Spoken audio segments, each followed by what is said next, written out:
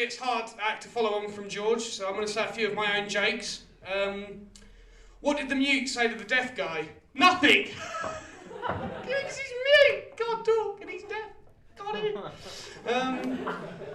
I had a new neighbour move in recently. Her name's Mrs. Donkey, and she bent over mowing the lawn the other day, and I have to say, what an ass.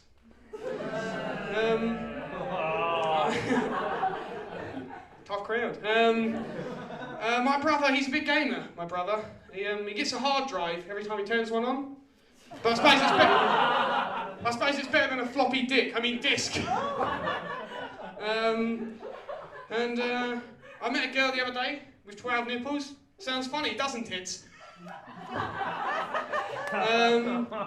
So, anyway, I thought I'd tell you a little bit about things that annoy me, because I don't get annoyed easily. But things that do annoy me is like sayings that people have, or figure of speeches, I think they're called. Like my dad used to always say, "That's a different kettle of fish." Who else's dad said that, or had a thing, a different kettle of fish? But what the fuck does it mean? Really? Whoever has a kettle with fish in it? You know? It's all just bollocks, is what it is. Because all you're doing is taking a household appliance, a kettle, with the name of an animal, a fish. So from now on, I'm going to create my own one. And when I hear someone say something that I think is bullshit, I'm just going to look them in the eye and say, "That's just a different iron, pussy." You know? So, and when in Rome, that annoys me as well. Because people say they're not even in Rome. Nowhere near Rome. So it's a lie. And they say it when it's completely out of context. "Will you marry me?" When in Rome. Help, I'm on fire. When in Rome. I've got cancer. When in Rome. You know, and why does it have to be Rome? Why can't it be when in Shepherd's Bush, for example? That works, don't it? Just going to go comb my hair? When in Shepherd's Bush. And knock-knock jokes as well. They really piss me off, knock-knock jokes. Because you never say who's there, do you, when someone knocks on the door? In my house, when I was younger, we didn't want the person knocking at the door to know we were in.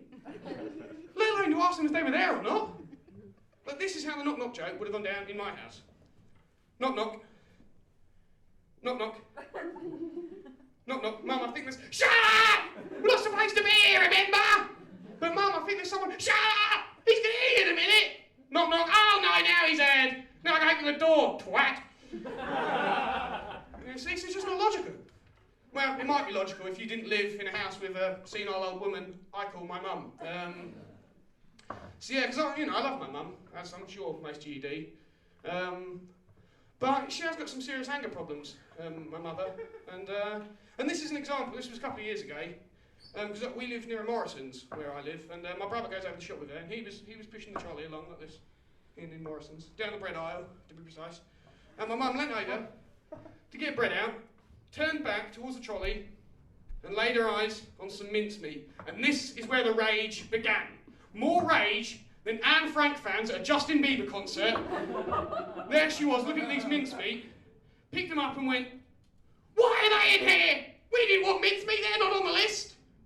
And it was only at this stage that she then turned her direction towards the right-hand side, where my brother, the person she thought she was talking to, her son, who she ought to know, was actually standing halfway down the aisle, nowhere near to the poor bastard, some random bloke that she was talking to, who will probably never eat spaghetti bolognese ever again.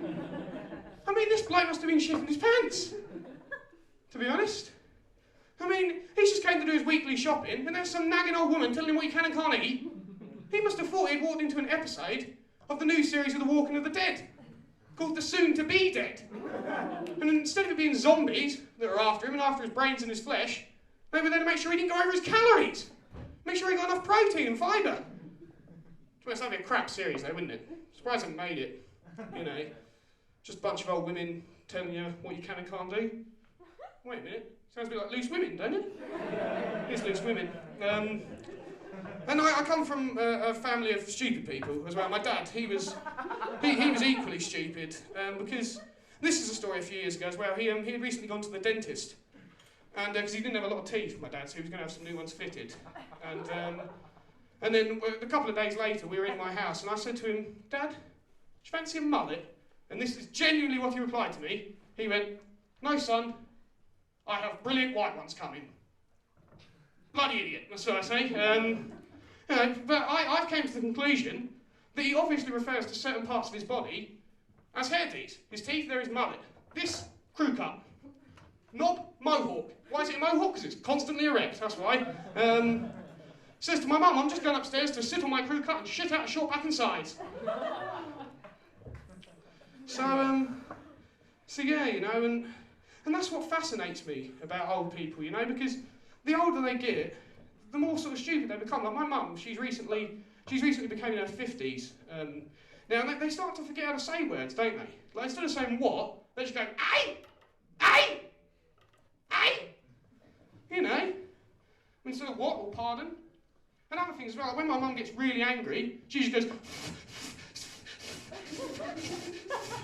She can't even say it. Just a selection of Fs. It's like other stuff as well. Like sometimes they want to be a little hip. So instead of saying okay, they just go K. K. They're not sounding hip. They're 1 K away from being officially racist. You know? And they seem to want to draw attention to themselves as well, the older people get, don't they? Like my dad. He came to my brother's school one time. We used to go to a Catholic school when we were younger. And this was my brother's first day at the Catholic school, at St. Catholic school, and there was a mass coming on. My dad came down, sit down in the chair in the mass like that, and they just let out a big fart. Just cocked his arse up and everything. And then he turns to these kids that him and his son have just met, his son wanting to make a good impression, and he turns to them and goes, I just shit myself. In front of kids! These are 11-year-old children! He's just met. And in a mass, a place of Christ, of all places. You know, I used to try and hide farts when I was younger. Squeeze my arse cheeks together, you know? And yet here he's in a mass. I used to think that it was a sin to fart.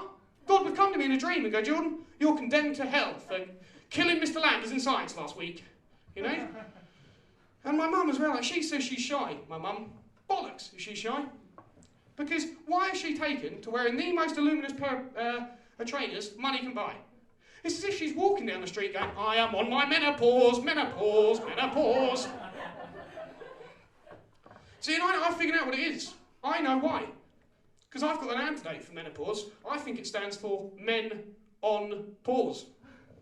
So that is why you get these old women. You've watched them on stuff like You've Been Framed, where they're there with the little stockings and wedding photos like that.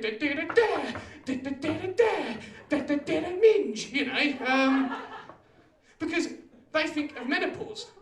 They think us men are on pause. When we're not. We can see them. We wish we were on pause.